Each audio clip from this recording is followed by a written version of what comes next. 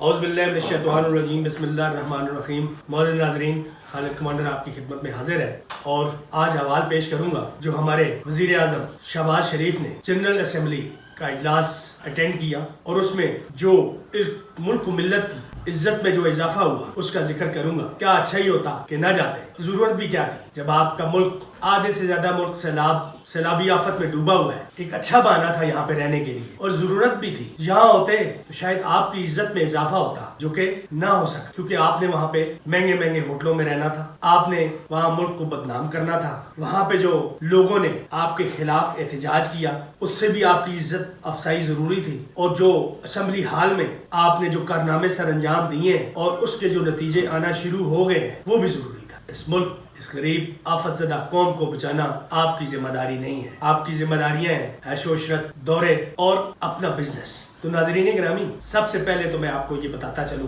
ویسے عمران خان کا اور شہباز شریف کا کہیں سے بھی کوئی جوڑ نہیں بنتا۔ ہاں، نمبر ایک ہی چیز میں ان کا زیادہ ہے، وہ کرپشن میں ہے، وہ ان کے بزنس میں ہے، وہ ان کی لاتعداد پراپرٹیز کا ہے، جائیدادوں کا ہے، جو کہ عمران خان کا اس میں ایکسپیرینس بھی نہیں ہے اور اس نے اس چیز کو تقویت بھی کبھی نہیں دی۔ کھلی کتاب ہے۔ محترم ناظرین، تو ان ملک کے نمائندوں نے، ان ملک کے سربراہوں نے ہمارے محترم وزیر اعظم کی تقریر سننے کے لیے اپنا وہ وقت، قیمتی وقت برباد نہیں کیا۔ وہ اسمبلی ہال میں موجود نہیں ہے، کرسیاں آپ کو خالی نظر آئیں گی اور ہمارے کارٹون وزیر اعظم لگے ہوئے ہیں، تقریر کر رہے ہیں، اور اس میں بھی کیا ایٹیکیٹس کا انہوں نے خیال رکھا، تھوک لگا لگا کے صفحے پلٹ رہے ہیں۔ یہی اس ملک کی عزت کے لیے انہوں نے کارنامہ سر انجام دینا تھا۔ کوئی لیپ ٹاپ رکھ لیتے، ایسی چیز رکھ لیتے جو آج کل جدید ٹیکنالوجی میں پریزنٹیشنز یا کوئی تقریر کرنے میں یہ ساری چیزیں ہوتی ہیں۔ تو آپ اتنے ہی وہ گئے گزرے ہیں۔ آپ نے یونائٹڈ نیشن کی جنرل اسمبلی میں پوری دنیا کو یہ پیغام دیا کہ پاکستان کا وزیر اعظم صفحے کیسے پلٹتا ہے، تو آپ وہاں پہ بھی تھوک لگانے سے باز نہیں آئے۔ آپ نے بتا دیا کہ آپ قوم کو کیسے تھوک لگا رہے ہیں۔ کرسیاں خالی ہونے کا تذکرہ کچھ اس طرح سے کہ اس میں وہ بڑے بڑے ممالک، انہوں نے گوارا نہیں کیا کہ کہیں آپ دوبارہ متھے نہ لگ جائے، ایک بیگر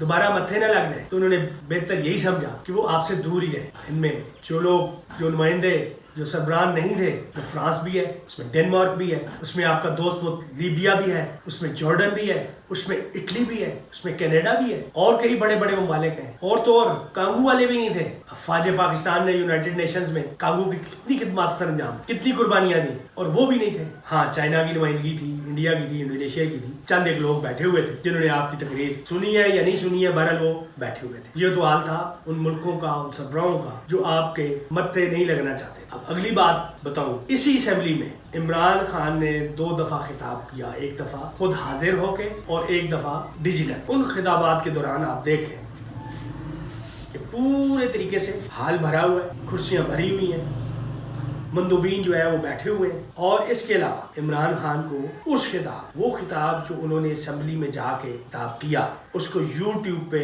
5.1 ملین لوگوں نے دیکھا، 51 لاکھ لوگوں نے دیکھا۔ اب وزیر اعظم شہباز شریف کو 44,000 لوگوں، یعنی ان کے لاکھ اور آپ کے ہزار، اور وہ ہزار بھی کم، یہ کون سا مقابلہ ہے ان کے ساتھ آپ مقابلہ کر۔ اور جب ڈیجیٹل میں عمران خان نے کیا خطاب تو اس کو بھی 21 لاکھ لوگوں نے دیکھا۔ آپ کا کوئی جوڑ عمران خان سے نہیں ہے، وہ ایک عالمی لیڈر ہے، لوگ اس کو چاہتے ہیں، نہ صرف پاکستانی، دنیا کی لوگ بھی اس کو سننا چاہتے ہیں۔ آپ کے بارے میں لوگوں کو پتا ہے کہ آپ کرپٹ بھی ہیں، آپ کو کون دے گا، آپ کی امداد کون کرے گا، جبکہ ان کو پتا ہے کہ آپ نے کھا پی جانا ہے، وہ امداد ان لوگوں تک پہنچنی نہیں ہے، اور آپ وہاں پہ منتیں کرتے رہے، آپ وہاں پہ روتے رہے کہ جی ہماری مدد کریں، ہم پہ بہت بڑی آفت آ گئی ہے، ہم دیوالیاں ہو جائیں گے، ہم مر جائیں گے۔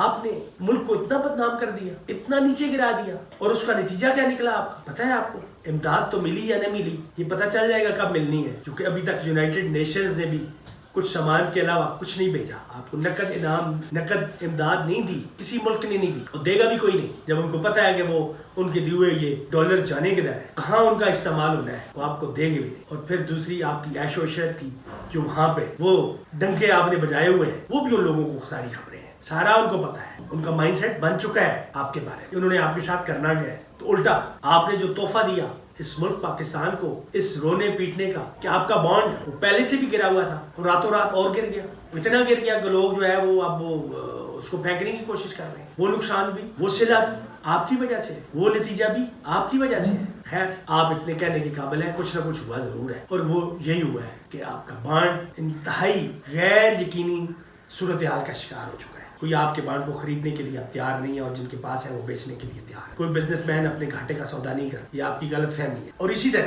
جب یونائٹڈ نیشن نے اسلاموفوبیا کے خلاف سالانہ 15 مارچ کا دن مقرر کیا، کس کی کوششیں تھی جس کو کوئی نہیں مانتا تھا؟ حسد کی وجہ سے، بغض کی وجہ سے. وہ عمران خان ہی تھا جس نے تقریریں کی، دھڑلے سے تقریریں کی، ان لوگوں کو سمجھایا، دنیا کو سمجھایا کہ اسلاموفوبیا کیا ہے، آپ اسلام کے خلاف کیوں ہیں، آپ غلط ہیں. اس نے منوایا اس دنیا کو، اور اسی کے نتیجے میں 15 مارچ کا وہ دن مقرر ہوا. اور آج آپ نے تائید کی اس طریقے سے کہ یہ ساری پاکستان کی کاوشوں کا نتیجہ ہے کہ یونائٹڈ نیشن نے ایک دن منانے کے لیے مقرر کیا ہے. تو آج ان پاکستانیوں کو میں بتا دینا چاہتا ہوں کہ آپ کے وزیر اعظم نے اس چیز کو آج سچا ثابت کر دیا ہے. عمران کا نام تو نہیں لیا، پاکستان کا نام لیا ہے، ہونا بھی ایسے ہی چاہیے. عمران بعد میں، پاکستان پہلے. تو انہوں نے شہادت دی ہے جنرل اسمبلی کے اجلاس میں. اب سب کو مان لینا چاہیے اور حسد سے باز رہیں. کوئی اچھا کام کرتا ہے اس کی تعریف کریں، کوئی غلط کام کرتا ہے اس کے پیچھے پڑ جائیں، اس کو نہ چھوڑیں. اور اسی طرح کشمیر کے حوالے سے گو کہ تقریر تو چربا تقریر تھی جو عمران خان نے کی تھی، لیکن اس میں بھی آپ نے اپنی پسند ناپسند کی کچھ چیزوں میں تبدیلیاں کی.